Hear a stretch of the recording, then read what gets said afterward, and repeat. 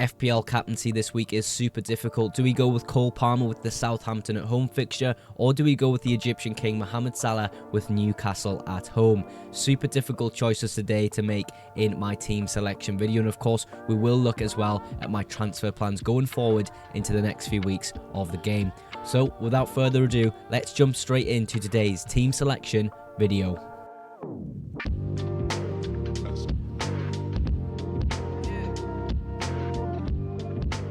We've just had that Friday deadline, and now we're on to a Tuesday deadline, which is tomorrow at 6 PM. So the normal videos you get for a standard FPL week from my channel aren't going to be possible this week just because of the midweek fixtures this game week for game week 27. So I'm going to combine both my team selection video and my transfer plans video into today's video. So it might be a few minutes longer than normal, but please make sure you watch the entire video to get as much value from it as possible. Of course, if you do enjoy today's video, go ahead and drop that like. If you aren't subscribed to the channel, please do consider it. We're super close to 700 subs actually, so it'd be great if we can hit that before the deadline tomorrow, in the ultimate goal to get 1,000 subs before the end of the season. Well, of course, we're dealing with the defense to first start off the team selection video, and of course a bit of disappointing week last week for game week 26, especially with the Arsenal boys. I really believed in them for a clean sheet in that week, and then of course that fixture goes ahead and goes 1-0 to West Ham. Super disappointing. But Forest away this week, I mean, the fixture itself is not great whatsoever, and Arsenal haven't been performing fantastic in recent weeks either. So I'm not looking at gaining too many points from these guys this game week. I mean, maybe they go ahead and shock us completely and somehow come away with a clean sheet against Nottingham Forest, but I really just can't see it. I mean, there's no need to transfer these guys out because I have other issues within the squad, and of course without a free hit to use in game week 29, I have to target most likely blank game week players rather than these players who have a fixture within 29. So they're gonna have to stay, and sadly it is Forest away this week, so not expecting too much, but hopefully they can give me a nice surprise in terms of a clean sheet. But again, I just doubt it completely. Kirkez, of course, we didn't really get the full effect of Kirkez last game week for game week 26. That early red card, from that point onwards, to be honest, game week 26 was a write-off for me. I just knew it was going to be a red arrow, and yeah, maybe if that red card didn't happen, we could have seen something great against Wolves for Bournemouth, but of course it did happen, and these things happen in FPL. We just have to react to the next few fixtures with the team we have, and Kirkez against Brighton away from home, I don't think is a bad fixture for Bournemouth whatsoever. In terms of Trent, we do have Newcastle, which isn't a great fixture, but they are at Anfield, and of course they will be very confident going into this fixture after a great win against Manchester City. And to be honest, I think the league could almost be wrapped up at this point because Liverpool just are unstoppable, and with the likes of Arsenal missing some really key players and just not playing great whatsoever, it really is within Liverpool's hands. With Bradley having his, I believe, slight injury, we'll see, you know, when his return date is. I think Trent's minutes are going to be pretty decent going forward in the next few weeks, but he does blank in 29, so a possible transfer out is in order there, but he does have Southampton in 28, so he definitely stays for that. Mikalenkovic and Van den Berg on the bench. Van den Berg is actually injured, so he won't be able to feature whatsoever in the next few weeks. We'll see when he's back, but he is unavailable. We've only got Mikalenko as sort of that backup coverage on the bench at the moment, which isn't fantastic, but Everton still look a really great team. But what we're going to do now is move up to the midfield section to, of course, reveal my captain for the game week. I went against Mohamed Salah captaincy in game week 26, and we all know how well that went. But what am I going to do for game week 27? Probably the same. Cole Palmer has Southampton at home, and I think he could be a great captaincy shout for my particular team this game week. Of course, Southampton at home is a really great fixture. On average, in the last 10 game weeks, they concede at least 3 goals in the Premier League. So hopefully Palmer can kind of breed a bit of form from these fixtures against Southampton at home, then in the following week Leicester at home. Of course, I think the decision is super close. Mohamed Salah against Newcastle at home still is a really great fixture. We've seen Forest against Newcastle kind of come back later on in the fixture and score a few goals. So it's definitely a possibility that, you know, Newcastle's defence just isn't that great at the moment. And Mohamed Salah, if anyone in the Premier League, can exploit absolutely any team. So super close decision. But at the moment, Cole Palmer is my captain for game week 27. With Mbeumo just next to Mohamed Salah there, with Everton at home. Of course, he had a great game week in 26, but Everton at home, I don't think it's a particularly great fixture because Everton have been playing really well, but at least he's not facing a Sean Dyche defence. He's facing a David Moyes defence, was a little bit more open. You know, they are a little bit more attacking Everton now. We've seen Beto have a really great run for the last few weeks. So hopefully Bryan Mbeumo gets a little bit joy within this fixture. And of course, Lissandro Trossard on the very end there. Nottingham Forest away from home. We mentioned it with Gabriel and David Raya. I just don't see too much happening in this fixture for Arsenal. So a bit disappointed I went for him in game week 26. And of course I did captain him for game week 26 as a massive differential. I expected him to be playing as that number 9. But of course Marino was playing. But at least he does have a lot of minutes on that left-hand side for Arsenal as well. Of course, the big thing is he doesn't blank in 29. Dango Ouattara, a player we have to keep an eye on now because Evan Nielsen was on the bench for the game week 26 fixture. He didn't come on and didn't get any minutes, so I don't think he's ready just yet, and I don't think he will be for the next few weeks. And I hope I can kind of survive up until that wild card in game week 30 with Dango Ouattara. Of course, we've seen that early red card. It massively impacted the game. Dango actually played out of position for that particular red card situation. So definitely worth keeping an eye on, and maybe a move out in the next few weeks when Evan Nielsen maybe finds his way back in favour at Bournemouth as that number 9.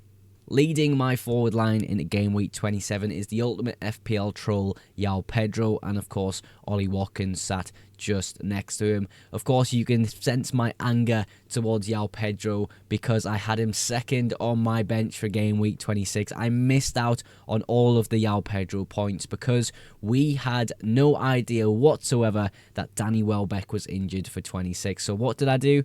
Bring him in as a punt against Southampton. Of course, he wasn't even in the squad. If I knew that Danny Welbeck was injured, I of course would have just started João Pedro and probably not made the moves that I made for 26. But things like this happen in FPL all the time. You just don't find out the full picture from these managers, and sadly it goes against you and it feels absolutely horrible. But what can we do? Just move on from it. I really don't care that much. It is just a rank drop. Who cares? Let's react to that information in the next section of the video for the transfer plans. Just before we do that, of course, I want to talk about Ollie Watkins. I think the plan for Ollie Watkins is to keep him for the next 2 fixtures against Palace away from home and Brentford away from home, and then transfer him out within game week 29 to somebody like Chris Wood or Matheus Cunha. There is a slight possibility that I'd go for Matheus Cunha this week, but we'll discuss that more within the transfer plan section. Hopefully you don't mind me crashing out a little bit on João Pedro because he has been the biggest troll for me this FPL season, and I just can't wait to get rid of him in my FPL team. But now let's move over to my transfer plans section. Starting off our transfer plan section, we're going to, of course, show my team for game week 27 with that current Cole Palmer captaincy. It looks like an okay squad in all honesty. We're still waiting on that information of Danny Welbeck and João Pedro to get an inkling of who starts for the game week. Of course, if we know both start, maybe it's the move that I actually just bench Lissandro Trossard for this game week. But I don't really like the idea of my double Brentford attack going against my singular Kirkes against Brighton Hove Albion away from home. Of course, we now have the money from Arne Slot, assistant manager, into our bank for the next few weeks of FPL, so that should help us out in theory with a few transfers going forward. If I was to make a move in 27, it would most likely be João Pedro or Danny Welbeck out. And honestly, Matheus Cunha comes in. He's got good fixtures for a while, and I think I would play him ahead of João Pedro, despite him going ahead and getting quite a lot of points against Southampton. I feel as though João Pedro against Matheus Cunha is just a no-brainer, to be honest. Fulham at home, Everton at home, Southampton in blank game week 29, followed by a number of good fixtures after that blank game week. Of course, I am planning a wildcard within game week 30, so there is a chance that Matheus Cunha just stays in my squad with that wild card. But if I was to make a move this week, which I most likely will, I think Matheus Cunha would be very high up on there. I will mention just quickly that I really, really love the idea of going for a Marmoush as well. I just feel as though I'm getting a little bit more value for my money with a Matheus Cunha rather than a Marmoush this week. I feel as though Spurs against City, it's kind of really difficult to predict what can happen within that fixture, but I feel as though Marmoush is definitely someone I'm keeping an eye on in FPL. Even if Haaland returns for Man City very soon, I still might prefer Marmoush over Haaland in FPL currently. So that's what the transfer would look like for game week 27. Moving into game week 28, of course, I would go ahead and sub João Pedro for Matheus Cunha in this week and have a look around for any other fixtures I kind of don't like the look of for the particular game week.